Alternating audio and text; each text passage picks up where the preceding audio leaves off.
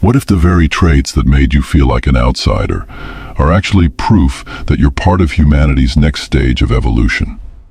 Carl Jung, one of psychology's giants, identified 8 signs that only the rarest people on Earth carry. Less than 5% of humans ever show them, and if you recognize even half, it means you're not just different, you're rare, you're advanced, you're the prototype of the future. Stay with me for the next 15 minutes, because once you see these 8 signs, you'll understand why society tried to make you smaller, and why Jung believed you're meant to be larger than life. By the end of this video, you won't just know the signs, you'll know why you were born to carry them. Sign 1. Emotional depth beyond normal. Some people cry, some people feel joy, but you don't just feel emotions, you drown in them. Jung called this affect-toned complexes, feelings so deep they echo like symphonies inside your mind. You don't just notice when a friend is upset. You feel it in your chest before they speak. Most of society tells you this is weakness. Stop being so sensitive. But Jung knew, this is not fragility. This is emotional intelligence on steroids. You're tuned to frequencies others can't even hear. If this sounds like you, comment below. My depth is my power. Sign 2. Sacred curiosity. You've never accepted life at face value. While most people settle for shallow answers, you burn with questions. Why do we pretend? Why do we conform? Why are we satisfied with surface-level connections? Jung called this the transcendent function.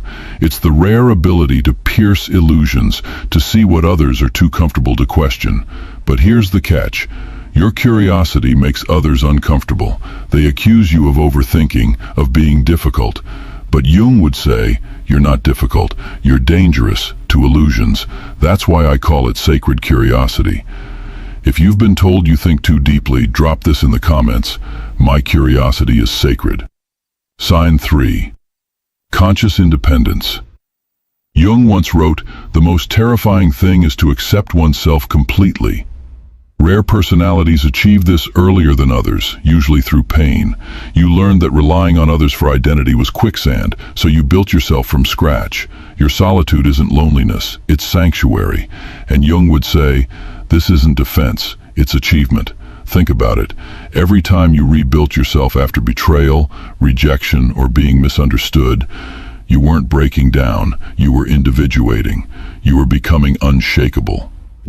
Sign 4. Hyper-perceptive awareness.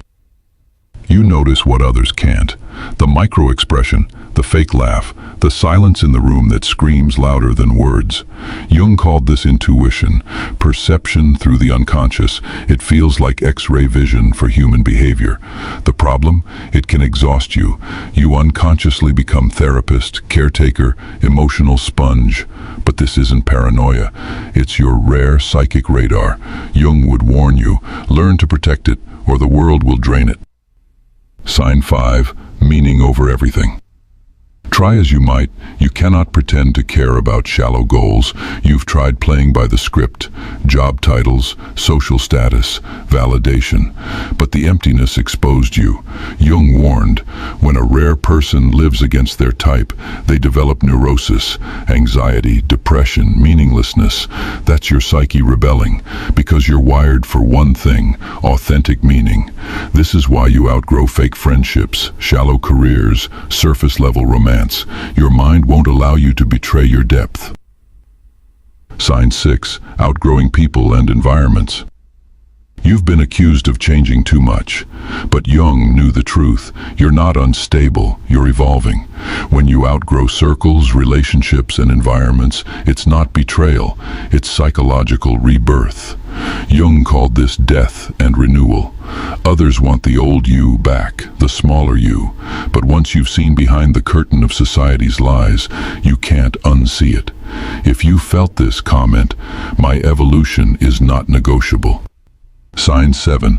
Transformational presence. When people meet you, something happens. They feel seen, they feel shifted. Jung described this as creating psychological holding space. You don't heal with advice, you heal by being. And yet, The danger is giving too much, forgetting yourself. Jung warned about helper syndrome, the unconscious self-sacrifice that leads to burnout. Your presence is medicine, but medicine must be used wisely. Sign 8. A sense of higher purpose. Jung said, "Your vision will become clear when you look into your heart." Who looks outside dreams. Who looks inside awakens. You've always felt it.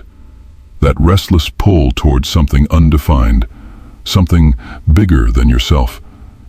Jung called it the transcendent function. Your psyche's drive toward evolution.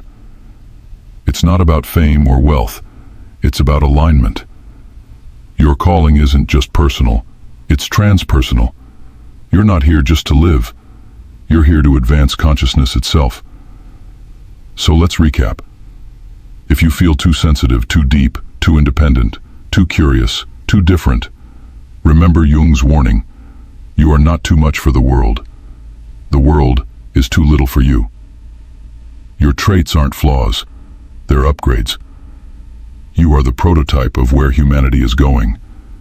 And the loneliness you feel, that's the price of walking ahead of your time.